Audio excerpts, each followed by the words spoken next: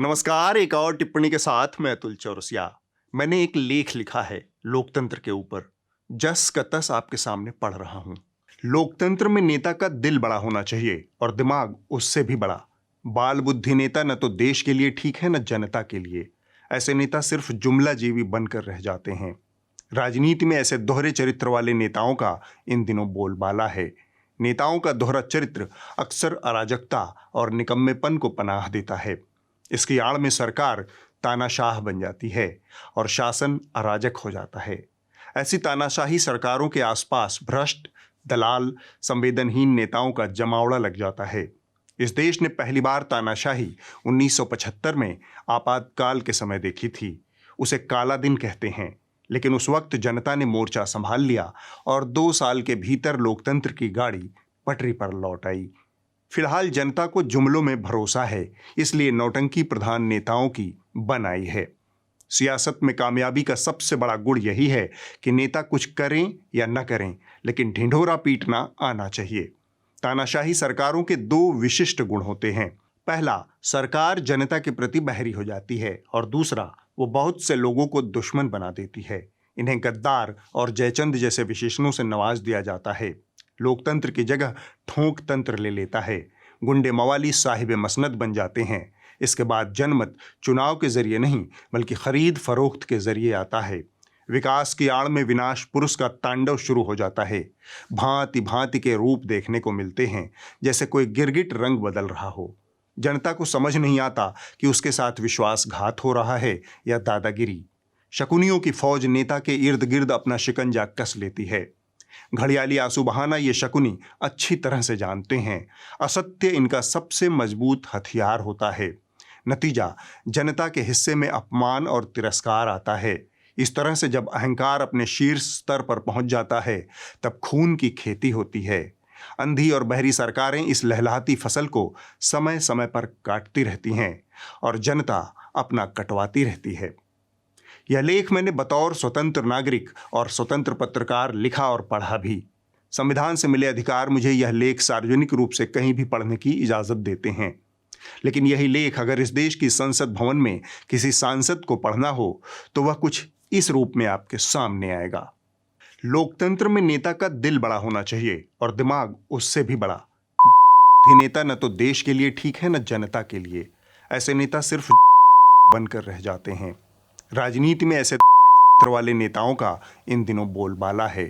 नेताओं का दोहरा चरित्र अक्सर अराजकता और पनाह देता है। इसकी आड़ में सरकार बन जाती है और शासन हो जाता है। ऐसी सरकारों के आसपास इन नेताओं का जमावड़ा लग जाता है।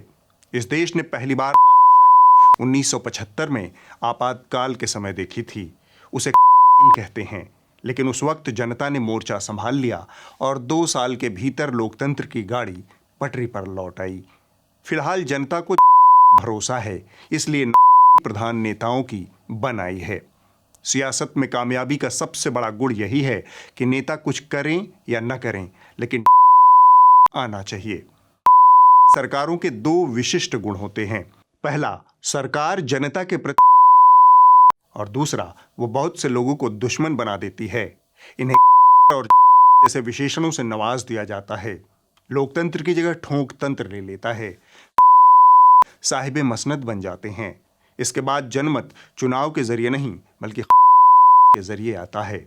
विकास की आड़ में का तांडव शुरू हो जाता है। भांति भांति के रूप देखने को मिलते हैं, जैसे कोई रंग बदल रहा हो। जनता को समझ में नहीं आता कि उसके साथ हो रहा है या कि फौज नेता के इर्द गिर्द अपना शिकंजा कस लेती है।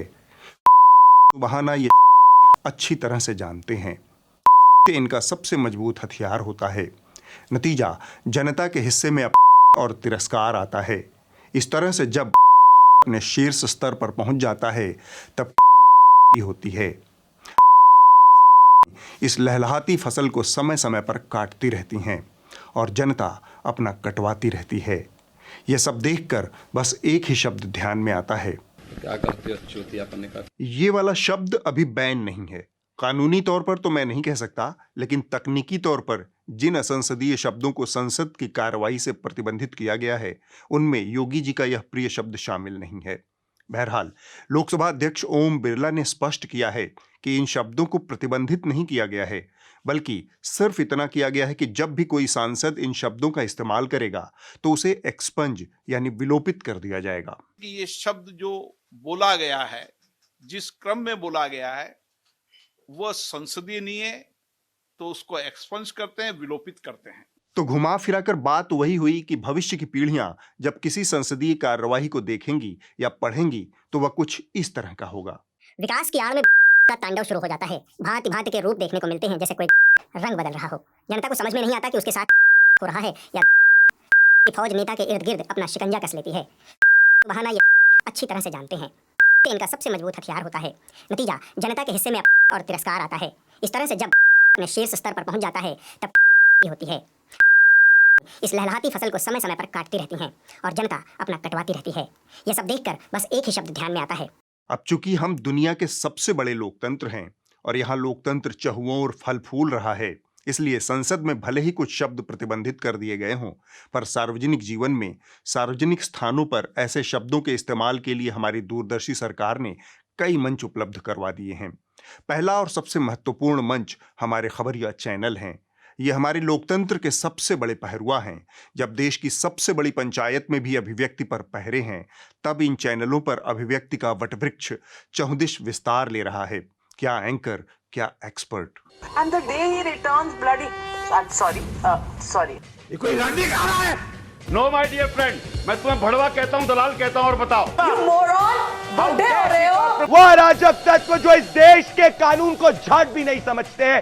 अरे डरे हुए हैं तो जाके पेटीकोट पहनिए, चूड़ियां पहनिए। और अगर खबरिया चैनलों पर कोई कसर बाकी रह जाए तो उसे पूरा करने के लिए हमारी सरकार ने सोशल मीडिया का मंच मुहैया करवाया है।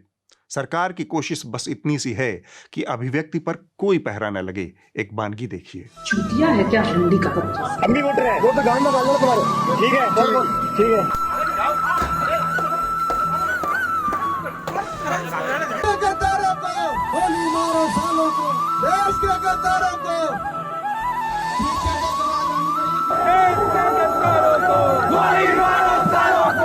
ये तो अभिव्यक्ति का इस्तेमाल कर रहे प्यादे हैं। किसी भी लोकतंत्र में संवैधानिक अधिकारों को जनता की परंपरा बनाने का, उसकी आदतों में शुमार करने का काम उसका शीर्ष नेतृत्व करता है।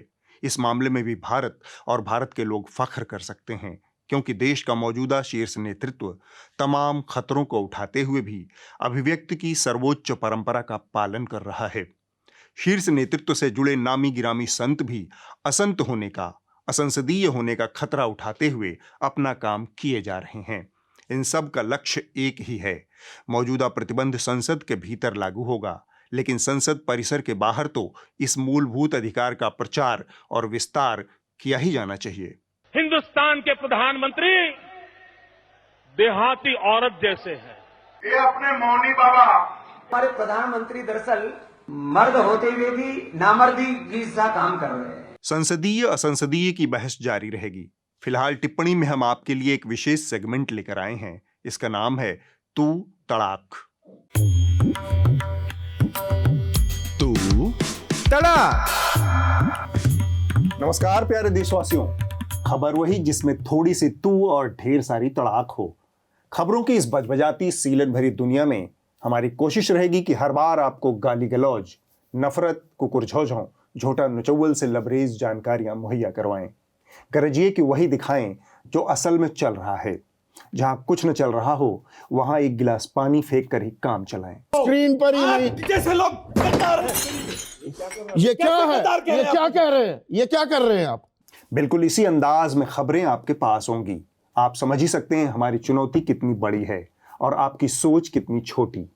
माफ कीजिएगा, एक सब्सक्रिप्शन भी नहीं ले सकते आप। आपको चाहिए सिर्फ मुफ्त का मनोरंजन।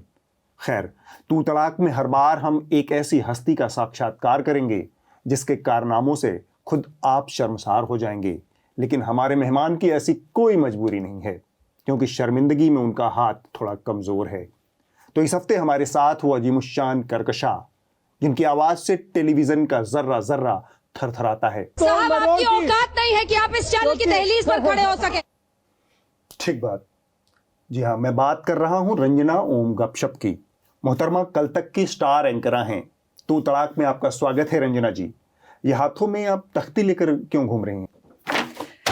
इन्होंने मेरा तख्ता पलट कर दिया और आप पूछ रहे हैं तख्ती लेकर क्यों घूम रही हैं?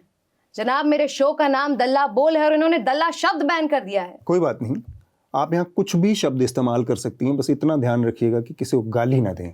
गिरगिट, सांड, दोहरा चरित्र, छोकरा, गुल खिलाना, विश्वासघात, अहंकार, जुमला जीवी, ये सब शब्द सुनने में आपको किसी बी ग्रेड फिल्मों के नाम लग रहे होंगे, लेकिन दरअसल ये वो शब्द हैं जो बैन कर दिए गए हैं।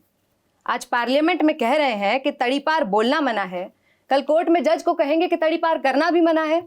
आज कह रहे हैं ये विश्वासघात शब्द बोलना मना है, कल कहेंगे कि जनता के साथ करना भी मना है। तो ऐसे तो नहीं चल सकता है ना साहब। या तो आप शब्दों के नाम बदलते हैं या फिर उन्हें सीधा बैन कर देते हैं। और अगर आपको बैन करना ही था तो वो शब्द कीजिए जिन्होंने पिताजी को ठेस पहुंचाई थी। वैसे आपके 2 शब्दों वाले जो भाई साहब हैं उनका भी आधा नाम इसमें बैन हो गया, तो आपको इस बात का गम है? आप होते कौन है मेरे भाई गुल्लू के नाम पर कमेंट करने वाले? थोड़ी मर्यादा रखिए। अगर पलट कर मैं 2 शब्द आपको कह दूं, लेकिन मैं नहीं कह सकती क्योंकि वो बैन हो चुके हैं। वैसे मुझे पता है कि आपका इशारा शायद मेरे दूसरे भाई की ओर भी था। आज एक भाई ने एक बहन की कुर्सी छीन ली है, उसके साथ विश्वासघात किया है। आप फिर से देखिए अनपार्लियामेंट्री शब्दों का इस्तेमाल कर रही हैं। अनपार्लियामेंट्री शब्द है? भैया विश्वासघात कर सकते हैं और मैं बोल भी नहीं सकती हूं। मेरा शो छीनकर भैया ने मेरे साथ जिहाद किया है, जिहाद। पापा ने भी हमेशा भैया का ही पक्ष लिया। दोनों का डीएनए जो मिलता था आपस में। भैया ने एक बार पापा के दुश्मन से 100 करोड़ रुपए ले लिए और पापा ने उन्हें माफ कर दिया। और मैंने जब इन सब के खिलाफ आवाज उठाई तो मुझे कहने लगे कि बेटा हल्ला मत बोल, हौले बोल। क्यों बोलेंगी औरतें हौले? हौले हौले से सिर्फ हवा चल सकती है, मेरा शो नहीं चलेगा। इस समाज में आज तक मर्द सिर्फ औरतों की आवाज दबाता और उनका काम छीनता आया है। तो आप ये कह रही हैं कि अधीर चौधरी के आने से आपका पत्ता कट गया है? पत्ता कट गया है? अरे डाली कट गई है, तना कट गया है, पूरा का पूरा पेड़ कट गया है, यहां तक कि आरे फॉरेस्ट कट गया है। इतना कुछ हो गया आपके साथ और किसी ने आपकी कोई मदद नहीं की? अरे मर्दे, एक मर्द से मदद की उम्मीद कर सकते हैं क्या? भैया ने तो बोरिया बिस्तर समेटने तक में मदद नहीं की। अजी कहने लगे कि तुम एकनाथ शिंदे हो या बाढ़ पीड़िता हो जो तुम्हारी मदद करें। ऊपर से मुझे इस तरह आंखें दिखाते रहे।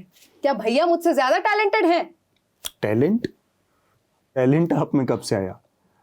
दरअसल मैं दूसरा कुछ पूछ रहा था। मेरा सवाल ये था कि पापा ने भी आपकी कोई मदद नहीं की? खबरदार, आपकी हिम्मत कैसे हुई मेरे टैलेंट पर सवाल उठाने की? चूं करने की औकात नहीं है आपकी, चुप रहिए। और जहां तक सवाल है मेरे पापा का, My dad never did a press conference. He never gave interview to a neutral journalist. He never followed the Raj Dharma production. He has trained me so much कि मैं अब अपनी टंग से उनके फीट को टच कर सकती हूँ। It's my talent. ओह, तो आप बोटलिकिंग वाले टैलेंट की बात कर रही हैं। मैं ये जानना चाह रहा हूँ कि कल तक पर अब प्राइम टाइम शो कौन करेगा? जनाब, अब प्राइम टाइम वही करेगा जिसने प्राइम टाइम जिहाद किया है। वैसे मेरा सुझाव तो अब यह है कि इसका नाम बदलकर प्राइम मिनिस्टर टाइम कर देना चाहिए, क्योंकि न्यूज़ तो अब कुछ बची नहीं है, सब कुछ मन की बात है। तो आपको अधीर चौधरी के आने का कतई बुरा नहीं लगा? इतनी देर से क्या मैं महाराष्ट्रियन में बात कर रही थी? आप मराठी की बात कर रही हैं मेरे ख्याल से। नहीं, मेरा मतलब बाराती से था। मेरे मतलब से मतलब मत रखिए, अपने मतलब से मतलब रखिए। सब के सब यहाँ मतलबी हो गए हैं। जितना पूछा जाए उसका जवाब दीजिए चुपचाप। नहीं, यहाँ पूछा आपसे जा रहा है, जवाब आपको देना है। और ये जो टेबल है ना, थोड़ा धीरे धीरे ठोकिए, टूट जाएगा। ये गरीब की टेबल ऐसा नहीं है कि टूट जाएगा तो फिर बनवाना मुश्किल होगा। अगर इजाज़त हो तो अगला सवाल मैं आपसे ये करूँ, ये जो आपके नाम में गपशप है, गपशप का क्या मतलब हुआ? हाँ, ये बहुत ज़रूरी सवाल पूछा है आपने। जो चीज़ हम न्यूज़ चैनल पर बैठकर करते हैं, उस हिसाब से आपको क्या लगता है क्या नाम होना चाहिए था? ज़्यादा पर्सनल सवाल मत पूछिए, कुछ जनहित में सवाल हो तो पूछिए। गपशप जी, आप नाराज़ मत होइए, अब मैं पर्सनल सवाल आपसे नहीं पूछूंगा। पानी पियेंगे आप या गिलास में हटा दूं यहाँ से? वाह, तो अब आप हमारे आगे से पानी छीन लेना चाहते हैं। ठीक है, भैया ने हमसे दाना छीना, आप पानी छीन लीजिए। आपने तो हमसे हमारा गुरूर ही छीन लिया। अरे भाई, हम लोग खबरों की दुनिया में हैं, आप कहाँ फिल्मों की दुनिया में चली गई। मैं तो बस ये चाह रहा था कि यहाँ पर कोई हथियार ना हो ताकि आपको हिंसा के लिए मजबूर करे। जब डायरेक्टर अनुराग गपशप फिल्मों में हिंसा करता है तब तो आप में से किसी की चूं नहीं निकलती है, क्योंकि वो मर्द है। और यहाँ पर जब ये गपशप अपना मुंह भी खोलती है तो आपको हिंसा नजर आने लगती है। जी मैं दरअसल आपकी हिम्मत कैसे हुई मेरे ऊपर कीचड़ उछालने की? आप जितना हमारे ऊपर कीचड़ उछालिएगा हमारे अंदर का कमल उतना ही और खिलेगा। आप पानी पीजिए ताकि अपनी दोस्ती बनी रहे। आप बात को घुमाइए मत। वैसे भी इनके 2 मिनट पूरे हो गए, इनको फ्रेम से बाहर निकालिए। संबित जी आप शुरू कीजिए। देखिए मोहतरमा, ये शरीफों का चैनल है और ये मेरा शो है, आपका शो नहीं है। ये आपका शो है, वो भैया का शो है, मेरा शो किधर है? चिंता मत कीजिए, आपका शो चैनल आप बंद नहीं करेगा, चलता रहेगा। मैंने कहा मेरा शू किधर है? शू। देखिए आप हिंसा कर रही हैं, आप हिंसा ऐसा कर मत रही हैं। कीजिए। अरे आप जा कहाँ रही, अभी इंटरव्यू पूरा नहीं हुआ। आज कुछ ज्यादा ही तू तड़ाक हो गई। कोई नहीं, अगली बार एक और महान शख्सियत से इसी शरीफाना अंदाज में बातचीत की कोशिश करेंगे। तब तक आप लोग न्यूज़ लॉन्ड्री को सब्सक्राइब कर लीजिए। उम्मीद है आपको हमारा ये नया सेगमेंट पसंद आया होगा। अपनी प्रतिक्रिया और सुझाव हमें ज़रूर दीजिए, लेकिन उससे पहले एक ज़रूरी बात, ये तमाम खबरें, तमाम शो आप तक पहुंचाने के पीछे कड़ी मेहनत और एक पूरी टीम लगी होती है, जबकि आपको सिर्फ एक सब्सक्रिप्शन करना है ताकि हमारी कोशिश जारी रहे। मैं बताता हूं एक सब्सक्रिप्शन के कितने फ़ायदे हैं। खबरें सियासत से आज़ाद रहती हैं, कॉरपोरेशन से आज़ाद रहती हैं और विज्ञापन के दबाव से आज़ाद रहती हैं। तो न्यूज़ लॉन्ड्री को सब्सक्राइब कीजिए और गर्व से कहिए, मेरे खर्च पर आज़ाद हैं खबरें। यह पूरा हफ्ता जहरखुरानी के लिए एक ही विषय काफ़ी था, आबादी का विस्फोट। और जैसे ही आबादी की बात हो तो हमारे तमाम एंकराएं दिमाग खूंटी पर टांग के हाय मुसलमान करने लगते हैं। इनके दिमाग की ट्यूनिंग ही ऐसी है। इनकी पाठशाला में पढ़ाया गया है कि आबादी का एक पर्यायवाची मुसलमान होता है। सबने एक से बढ़कर एक जहरखुरानियां की। हम एक एक कर आपके सामने उसे रखेंगे। तय आपको करना है किसका जहर ज्यादा तीखा है। पहले 2 शब्दों वाले भाई साहब। संविधान पर भारी आबादी वाली तैयारी, आज ये व्यापक चर्चा है। क्या संविधान पर भारी है आबादी वाली तैयारी? इसलिए आज की ये चर्चा। और इसके बाद इनके पट्टीदार नफरती चोपड़ा। जी हाँ, इन दोनों के बीच ज्यादा गहरा डसने की प्रतिस्पर्धा चल रही है। मतलब इसको इस तरीके से समझिए, जब बहुसंख्यक अल्पसंख्यक हो जाए और अल्पसंख्यक बहुसंख्यक हो जाए तो फिर क्या होता है? तो फिर अराजकता होती है। जहरीलों के बाद अब जहरीली की बात भी देख लीजिए। आप हाथ जोड़कर वहां प्रार्थना नहीं कर सकते हैं। आप वहां पर तमाम ऐसा लग रहा है कि जो इस्लामिक रीति रिवाज है उसी के हिसाब से अब स्कूलों में भी सब कुछ चलेगा। लगे हाथ एक और जहरीली। बीते दिनों में आपने लगातार देखा है कि देश हित में हमने बार बार आपसे ये कहा है कि शहर शहर जिहादी बनाने की फैक्ट्री चल रही है। और तेजी से चौधरी साहब की विरासत में सेंध लगा रहे रोहित जी को भी देख लीजिए। क्रम बताते हैं कि हमारे देश की पाठशालाओं को धर्म की प्रयोगशाला बनाने का काम किया जा रहा है। यह सब देखने के बाद एक ही बात दिमाग में आती है, तो कोई कानून है क्या जिसमें कहा गया है हिंदुओं जनसंख्या घटाओ? ऐसा है क्या? ये सब इस देश के खबरिया रंगमंच की झलकियां हैं। एक एक कर इन सब को दिखाने का एक मकसद था। इन्हें देखकर आपको पता ही नहीं चलेगा कि आप खबरों के लिए न्यूज़ चैनल देख रहे हैं या फिर मुसलमानों को ठिकाने लगाने के 101 तरीकों पर बनी कोई फिल्म देख रहे हैं। कुछ आंकड़ों से आपको वाबस्ता कर दूं कि आबादी बढ़ने की जो दर साल 2014 में थी, वह अगर चलती रही तब लगभग 250 साल बाद मुसलमानों की आबादी हिंदुओं के बराबर हो जाएगी। लेकिन यह काल्पनिक है, उससे पहले बहुत कुछ और हो रहा है। मसलन पूरी दुनिया में साथ साथ भारत में भी आबादी बढ़ने की दर तेजी से गिर रही है। कोई शक नहीं कि मुसलमानों की आबादी बढ़ने की दर बाकी धर्मों के मुकाबले थोड़ा तेज थी, लेकिन बीते एक दशक में मुसलमानों की आबादी बढ़ने की दर में सबसे तेज गिरावट दर्ज की गई है। विद्वानों की माने तो साल 2050 आते आते भारत की आबादी स्थिर हो जाने का अनुमान है। तब तक करीब 150 करोड़ लोग इस देश में धींगा मुश्ती कर रहे होंगे। वहां से इसे नीचे आने का अनुमान लगाया जा रहा है। इसके बावजूद सियासत की दुर्गंध आपको हमेशा ऐसे अनदेखे अनजाने खतरों में झोंके रहना चाहती है। इसका एक ही उपाय है, तार्किक बने, खुद सोचें और सवाल करें। कनफुकवा संगठन की हर बात पर आंख बंद करके यकीन न करें। फिलहाल वक्त है इस हफ्ते की रिपोर्ट का। जो कही जा रही थी बातें कि अंदर में भी सोशल डिस्टेंसिंग का ख्याल रखा जाएगा। ट्रेनें तो खुल दी हैं, लेकिन कैसे स्टेशन पर thousands of the migrants workers in different groups walking। इस हफ्ते की रिपोर्ट द क्विंट हिंदी से है। यह कहानी सेना में भर्ती होने की उम्मीद रखने वाले हजारों सत्याग्रही नौजवानों की है। यह हजारों नौजवान महाराष्ट्र के नागपुर से पैदल मार्च करते हुए आगरा तक पहुंचे हैं। इन्हें दिल्ली तक आना था, लेकिन आगरा में उत्तर प्रदेश पुलिस ने इन्हें रोक लिया है। इनमें से ज्यादातर नौजवान 1.5-2 सालों से नौकरी की उम्मीद में धरना दे रहे हैं। ये सर हम लोग का पैदल मार्च 1 जून से स्टार्ट किया सर, नागपुर के संविधान चौक से। उस दरमियान सर हम लोग को रहने और खाने का अरेंजमेंट कोई नहीं था सर, फिर भी हम लोग चल चुके हैं सर, क्योंकि वो जुनून रहता है सर देश सेवा करने का।